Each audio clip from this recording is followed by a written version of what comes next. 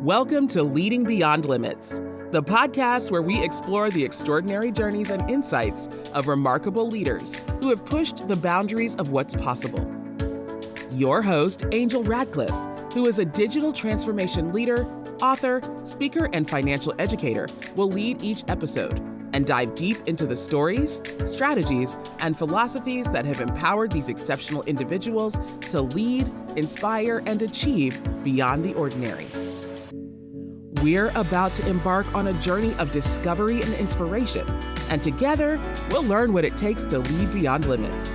So grab your cape, or at least your favorite coffee mug, because we're about to unravel the extraordinary tales of trailblazers who've turned impossible into I'm possible. Let's get started. In today's episode, we're joined by Kisha Winter, founder and CEO of Winter Ridge Enterprises. With over 2 decades of experience in Fortune 500 companies and global impact that spans 50 countries, Kisha is a trailblazer in women's leadership strategy and creating inclusive workplace cultures. Tune in as Kisha shares powerful insights on how leaders can recognize their unique strengths, advocate for themselves, and command promotions and compensation they deserve. Kisha, welcome to the show. I'm so excited to be here.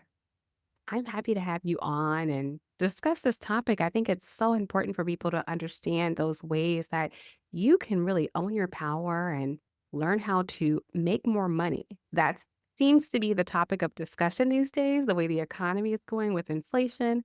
And we want to teach people how they can stand up and step out. And I really want our audience to get a chance to know you before we dive into the question. So give us some insights of who you are. Right now, I am a leadership consultant and executive coach, and I've worked in corporate for 20 years, working with Fortune 500 companies such as General Electric. And one of my passions now is really help organization create inclusive cultures where everyone, regardless of their background, can thrive. And so I'm excited to be here to share with your team. I'm excited to have you on as well. So you definitely have an extensive corporate journey. Let's talk about how you started off your career in corporate, where it led you to, and then how that transcended into owning your own company.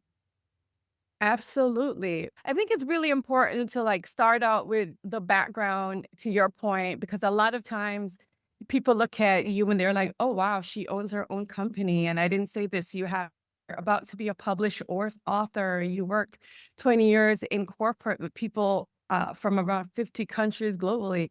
And they don't realize that you didn't start this way.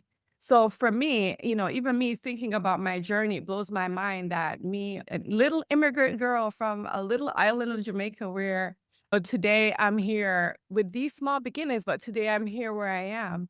And I never would have dreamed I would have the honor of working for one of the largest multi-billion dollar global companies where I get to train leaders from all over.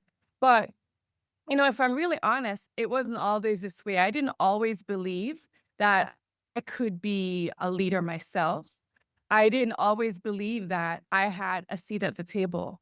And the reason back in 2006, when I looked at the top of the organizations that I used to work with, the people in leadership didn't look like me or sound like me. And it's not just a demographic thing. Is yes, they were women, they didn't have an accent, but it's also about personality. They weren't introverts. The way we run corporations now, a lot of the time we put on a pedestal extroverted ideals. And so for me, I didn't sometimes think that I belonged in a room because I felt different from the people that were in the room for multiple different reasons.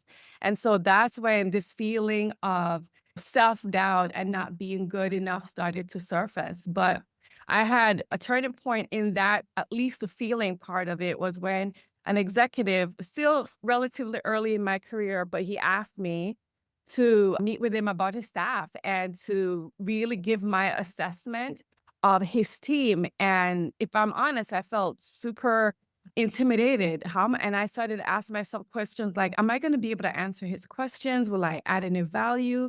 Will he regret setting up this meeting? And so even though I was hesitant, I was so focused, and I walked into the room and I just started to naturally share my different point of view, my different perspective. And what blew my mind was that he listening to what I was saying, but he was furiously taking notes, and I was totally taken aback. I'm like, "What is he writing notes about?"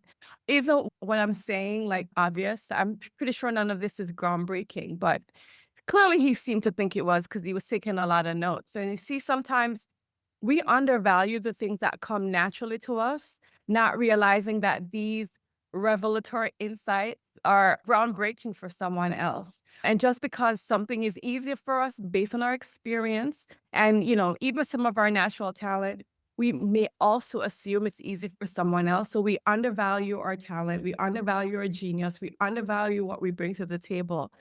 And what I had to learn at that point was that my knowledge, even my difference, was not a liability, was my biggest asset. I had to also learn that I was not only did I belong to the table, but people could learn from me as well. I could teach them a thing or two based on my experience, based on my training.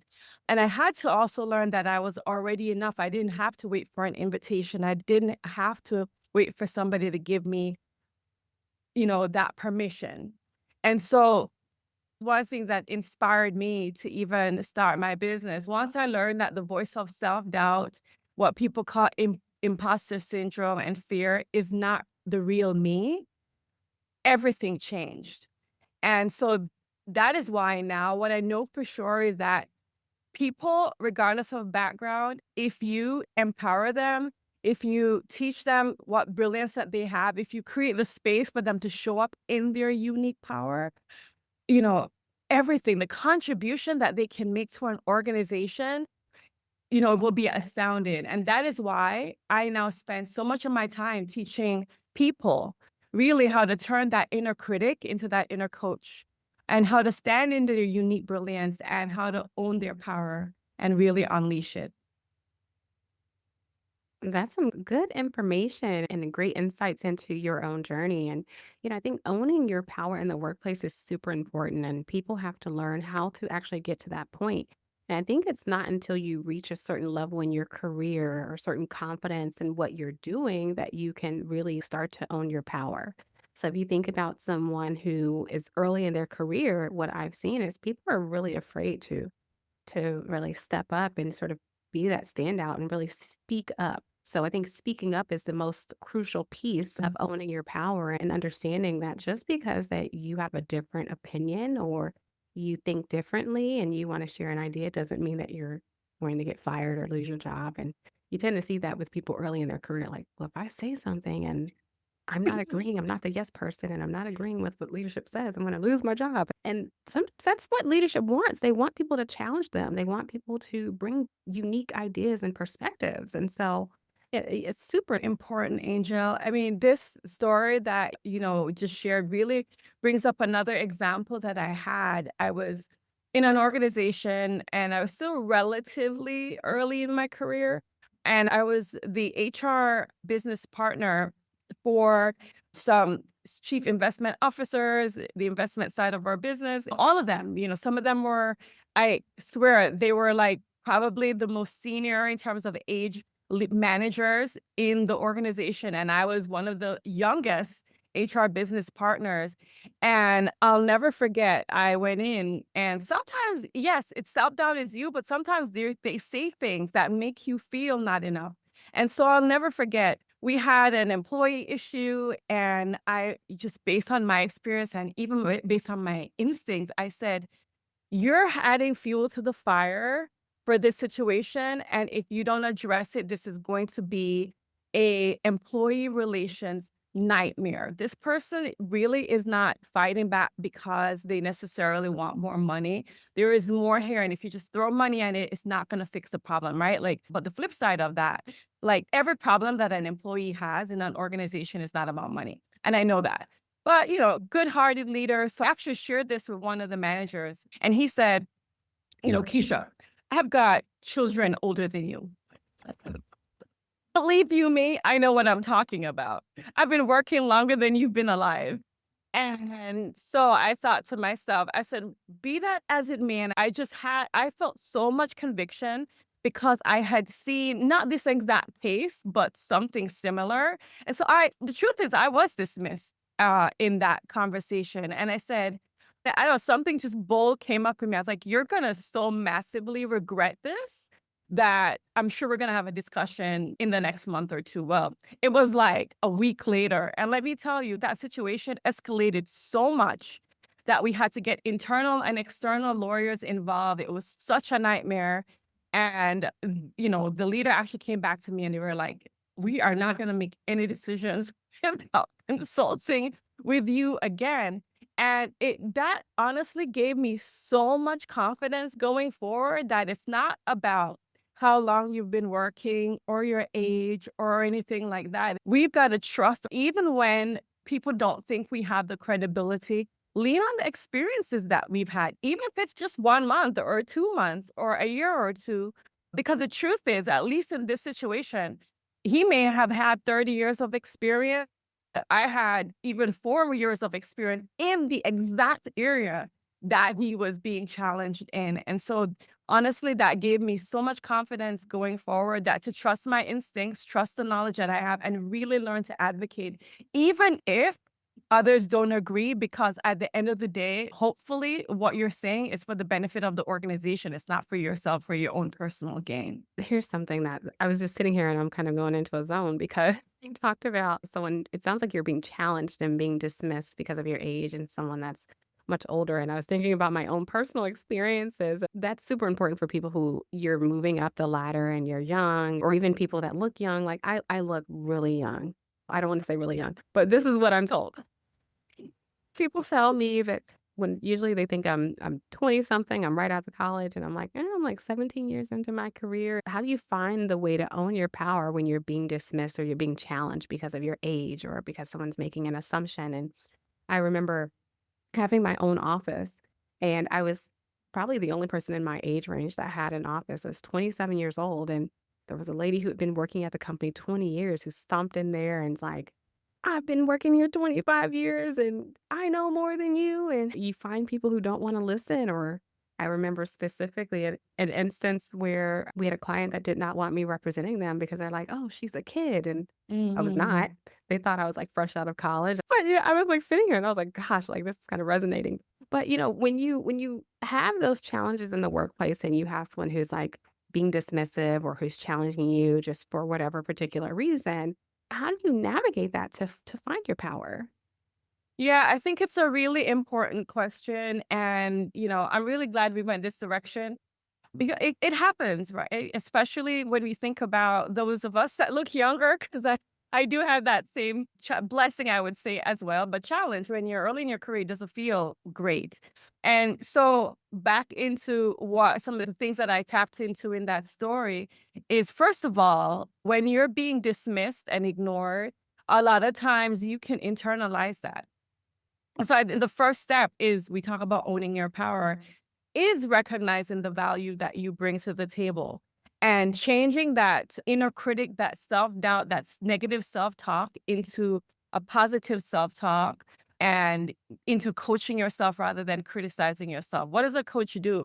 A coach not only encourages you and cheerleads you, but a coach will help you to identify what you actually bring to the table. So literally getting a pen and paper and writing down, remembering the training that you've had, the experience, the school you went to, the training, the knowledge you've gathered, the life experiences you've had, the experiences on the job you've had. There's a reason why I knew that was going to turn south, is because I had 2 or 3 issues where we thought it was a salary issue. So we thought we are going to throw money at the people, but really they weren't happy with the culture of the organization. They weren't happy working on the team. So no amount of money, it might assuage the challenge for a short period of time.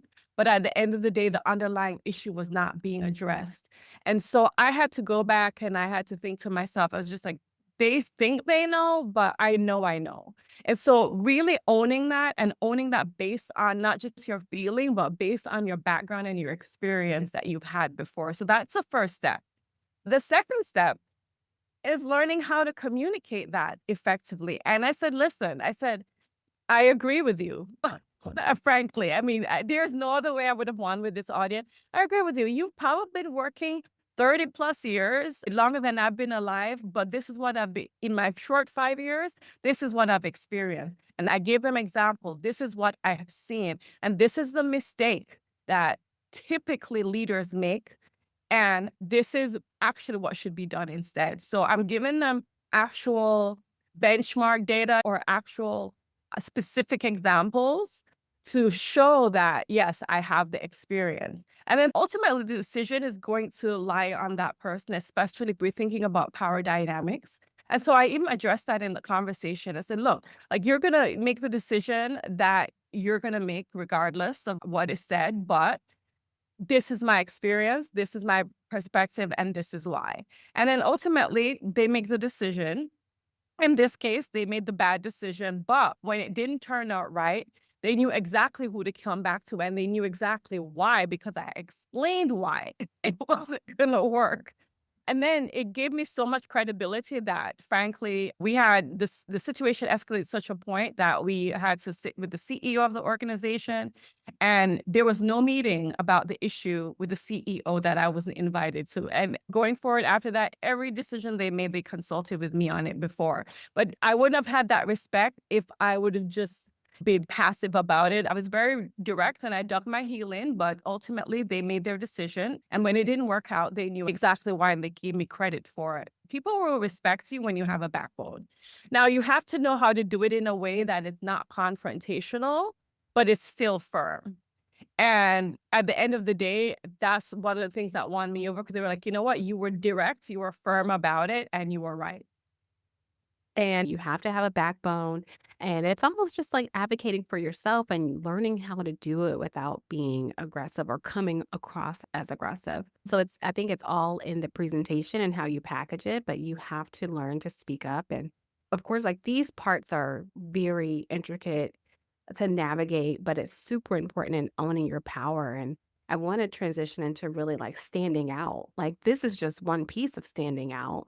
But when you think about someone who's wanting to be up for promotion or wanting to move forward for additional compensation, like what other things should someone be doing in the workplace to get that promotion and make themselves known and make themselves that stand out to say, I am worth more money? Yeah. So that's two parts. We'll talk about the promotion piece, but it does lead into getting paid more, right? Because with promotions, hopefully, you're gonna get paid more. I have a proprietary method that I call it's a four-step method to help you advance professional. It's called the Diva method. And the D, I'll start with what each of them stand for and why it's important. First of all, backing up a little bit, I think a lot of people think that getting ahead is just about putting your head down and working hard. A lot of people still believe that. Just get the work done. Let my results and my hard work speak for itself. Your hard work and your results will not speak for itself if nobody's listening or if there is not an audience for it. And so I tell people, yes, delivering results, which is a D in the Diva method, is important because frankly, it probably won't get you in the door if you're not delivering results. And you probably won't stay employed if you're not doing your job and delivering results. But that's what that D is for. It's helping you to begin to build a brand, to be known as someone who delivers, and someone who has what we call a high say-do ratio that they do 100% or close to 100% of what they're going to do. That's credibility. That's the basis of building a strong brand. However, it's not the only thing because as I said, you could be working hard and deliver some, but if nobody knows about it, you're probably going to be in that same position for the next 20 years and you don't want that. So the next thing is that it's about building your image, which is you talked about it a little bit, Angel, is your personal brand. And one of the tactical exercises that I love to give people to do this is asking folks really, what is it? If you take a step back and you think about what my strengths or my differentiators are, if you could give me 5 different words to describe my strengths, and you're asking, I would say anywhere from 6 to 10 or 5 to 10 people that you worked with at some capacity at different levels in the organization and in different roles, whether or not it's clients or peers, And it's really easy. You send them a text and you say, what are the 5 words? When I did this exercise in my career, some of the things that folks said about me is that you are direct, you're honest. They felt like, especially being in an HR role, when there was a lot of conversations behind the scenes around promotions, like they were like, I don't know if my manager's going to tell me exactly what was said in the room about me, but I know Keisha will. So that was part of my brand. And so that's one of the exercises that I did. But on the flip side, I also ask for, and I recommend people, those same individuals, you ask them for one sentence that describes, if I work on this one thing, this is going to take my effectiveness to the next level, right? It's a development area, but you're not asking it as a development area question. It's like, what's the one thing if I work on it, it's going to make me that much more impactful or that much more effective? You text these 2 questions to 5 to 10 people that you know, so don't make it complicated, email or text them. And you gather that information, you think to yourself, okay, when I look at themes across the board, are these the things that I want to be known for? And, also look at the themes on the development areas as well. Okay, what do I really need to be focused on? Because now you don't just have an idea or imagination of what people think about you. Now you have the data, and this is ultimately what your brand is. And the fact is, we all have a brand. The fact, whether or not we're in control of the brand or if the bad is just happening, that's the question. And so by doing this exercise, one, you have awareness of what people are saying about you, what your brand is out there. And then two, you can decide, is this really what I want to be known for? If so, awesome. Let me double down and continue to do the things and maybe add even more. If not, if there's a gap between where I am and where I want to be in terms of my brand, now I come up with a strategy. I write down, okay, these are the things that I want to be actually known for. In my case, I said, I want to be known as someone that was a very strong coach, right? That I was able to help people move from this command control style to creating an environment where they're using coaching skills to bring out the brilliance in people. And then second, I also wanted to be known as someone that was an inclusive leader. And so what I started to do was I started coaching a lot more leaders in the organization. And I started giving lunch and learns around inclusive leadership. And I knew it worked when, well, first of all, I was consistently doing those things on a quarterly basis, really going back, tracking on my spreadsheet, what are the actions that I took to develop my brand. And I'll never forget when I left the organization that I was working in, the manager I was working with at the time said, I really enjoyed working with you. And the 2 main things that I really enjoyed from working with you is that you gave me a more global, inclusive mindset, and also that you really helped me understand the power of coaching to drive high performance. And so it worked. And frankly, now that I'm running my business, I have a couple of trainings that I have coming up now around doing inclusive leadership trainings for organizations. And a lot of that is referrals from people that I used to work with when I was in corporate 7, 8 years ago, that is still coming back and paying me to this day. And so that I is really important. The visibility, I talked about it before. If nobody knows how great you are, then you're not going to get ahead. So the visibility means you take that high visibility project, you work on cross-functional projects, you make sure have an opportunity not just to present to your managers and his peers, but you're one-over-one. You even do volunteer events, right? Like organizations have volunteer days, but finding different ways that are natural, especially if you're an introverted person. Like you might not feel necessarily comfortable going up to an office and say, let me take you out to have a coffee chat.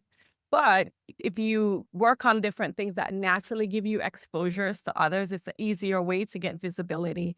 And then the A in the Diva method, which is the last step, is building your advisory board. And this is a group of people that consists of mentors, coaches, sponsors that will open doors for you that you can't open for yourself. And this board is who's going to help you get the position, get the promotion, get the raises, because a lot of times we, again, think it's just about the hard work, but how much easier is it if the right person knows how great you are in terms of delivering results? And they say, you know what, this is a good role that Keisha would be or Angel will be qualified for, put her in the job. you're going to have a much easier time getting the role if you have a recommendation from a person in a position of power than if you were trying to do it all alone and all by yourself. And so that's my 4-step diva method to getting ahead professionally. And that's great advice because you've kind of outlined the steps for someone to position themselves and showcase their value. And I want to shift into the compensation part because, you have someone who's positioning themselves for the promotion. And sometimes I've seen in corporate where these promotions are sometimes it's a lateral move, sometimes it's not vertical, sometimes it's a new title, but you're not necessarily making more money. So, what strategies can someone use to have a confident and successful conversation about compensation? And then there's always like timing, like when is the right time to ask for promotion? So, two questions there. Yeah, I love these questions. First of all, I say always, always negotiate. The thing that I said before around your building your brand, your image, one of the things that it helps you to do is take stock in terms of all the things that you have delivered results on, right? So that's why I don't see delivering results is not important. When you're going to have a salary conversation, you've got to come. This is a business conversation. This is not charity. So you're going in the room and say, you know what, these are the contributions that I have made to the organization, and this is the impact on the department. The impact could be financial. It's easy if you're in a revenue generated role. This is how much additional revenue I've brought to the organization. If you're not, it could be in the form of cost savings. If you're in an enabling function like finance or HR, even in HR or some other role, you could talk about how things that you've done to contribute to a more engaging culture that may be tied back to reducing attrition, which ultimately saves money. So really thinking through the high impact areas you've worked on, the projects you work on, how it's benefited the department, how it's benefited the culture of the organization. I call it your brag bank. Even when people send you an email and say, thank you so much for your support. We couldn't have done this without you. Save all those emails, save the information. That's all evidence that you're going in. So that when you go into this conversation now, you're starting out and I always say start off on a positive note. Like, I really enjoyed being in this role. I feel like I'm learning and growing and I've been able to contribute in all of these ways. So you're able to outline the 2 or 3 or 4 contributions that you've made. And as a result of the impact that I've made, I think I want to talk about the possibility of getting a salary increase, or there's a role that's open that I want to apply for.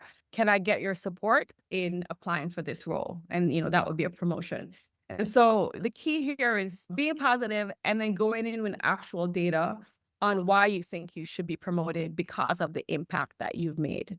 I also would say, in terms of timing, think about before, especially if it's not a promotion, but you're just asking for a salary increase, you want to justify that with your performance, but you also want to do it before the money has been already allocated to someone else, before you start going through your salary planning season. I worked for a number of years in compensation and benefits myself, and I would say if your salary planning process kicks off in November, let's say, for example, for the next year, then you want to have that conversation 3 or 4 months before.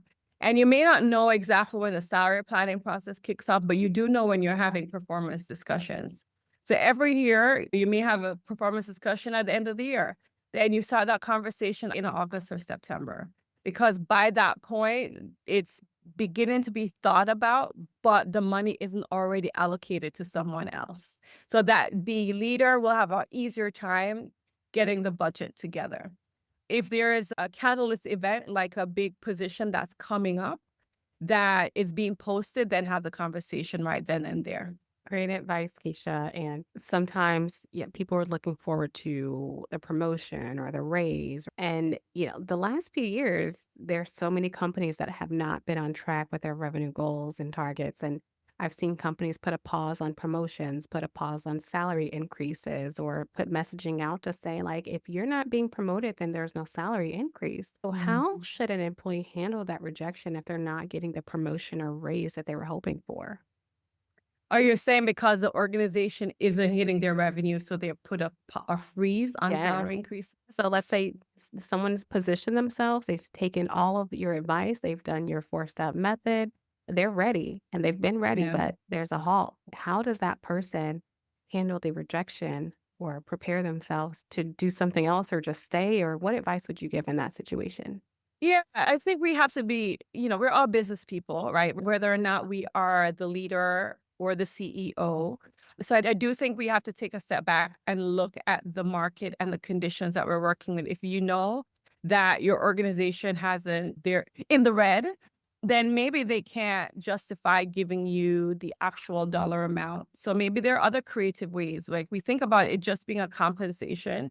Are there other ways that would benefit you that you can negotiate? So it could be additional vacation days. It could be, reimbursements for education. Like looking at all the ways, the creative ways that you can, maybe it's stocks, right? So maybe you're negotiating stock options. So right now the company is doing well, but like we expect the price of the stock to go up in 10 years. Can you get a part of that equity?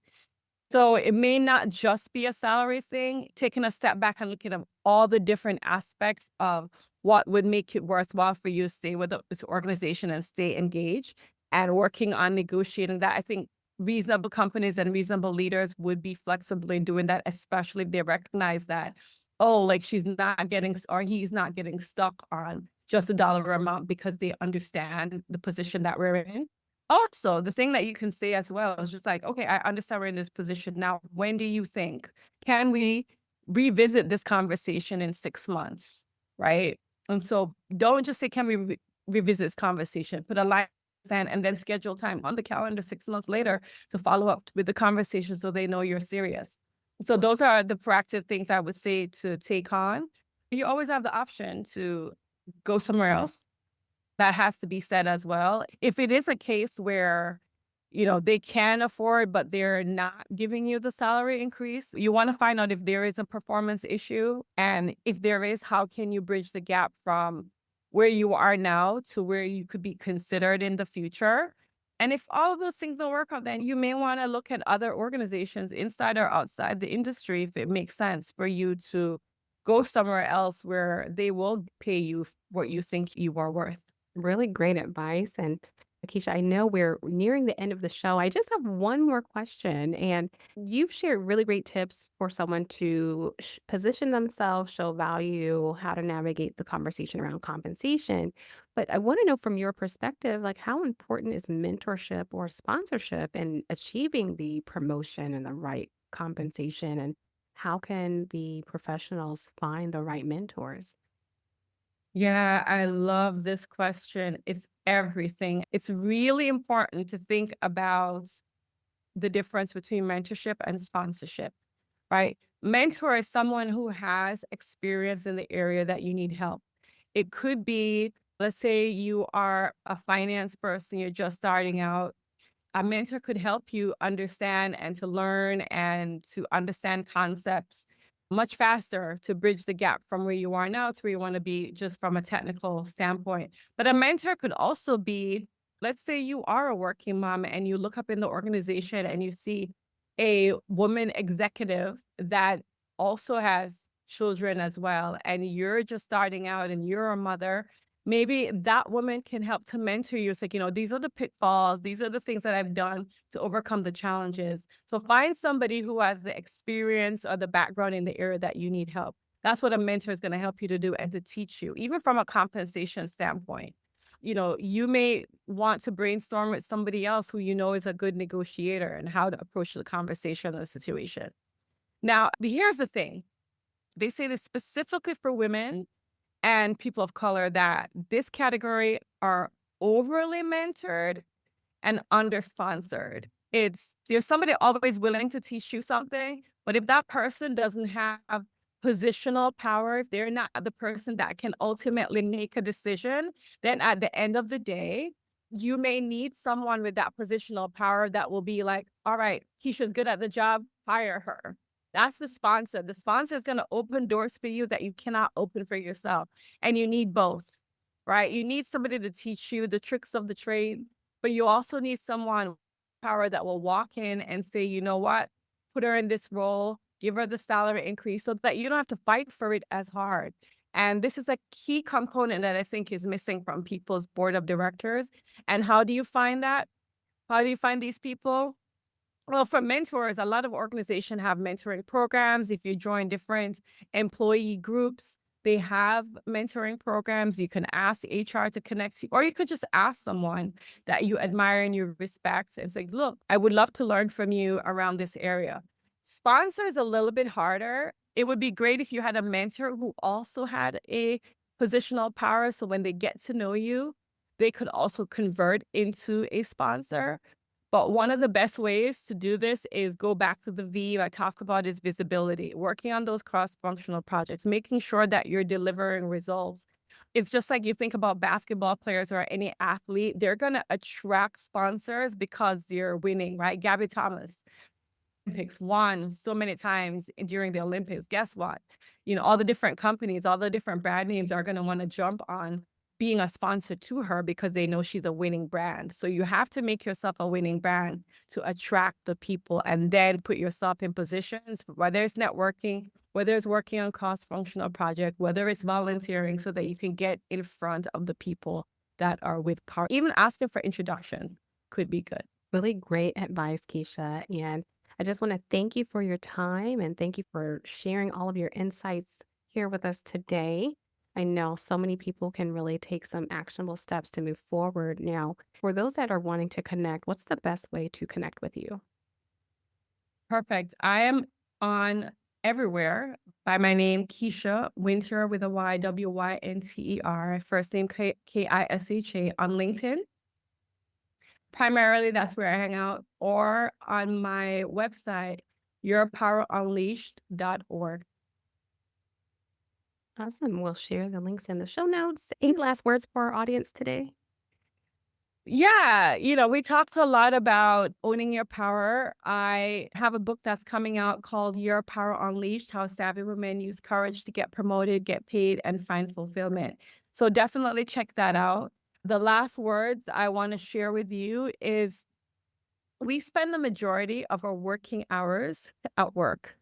And really, if we're not satisfied and fulfilled in our work, that's a substantial portion of our lives that we're not happy. And so I always encourage people, don't just try to wait for vacation or for the weekends to enjoy your life. Find something that is fulfilling, that's aligned to your values and that you can make an impact so that you can go to work inspired and being able to tap into that inner power every single day. If you're able to do that, I think we would live a lot more fulfilling lives. Thank you for tuning into another inspiring episode of Leading Beyond Limits. If you enjoyed today's conversation and want to hear more from our incredible guests, don't forget to subscribe, rate, and review us on your favorite podcast platform. Your feedback means the world to us. And if you have a remarkable leader in mind who you'd like to hear on our show or any questions and comments, feel free to reach out to us. You can find our contact information in the show notes. Remember, leadership knows no bounds, and with the right insights and determination, you too can lead beyond limits. Until next time, keep reaching for the stars and leading with purpose.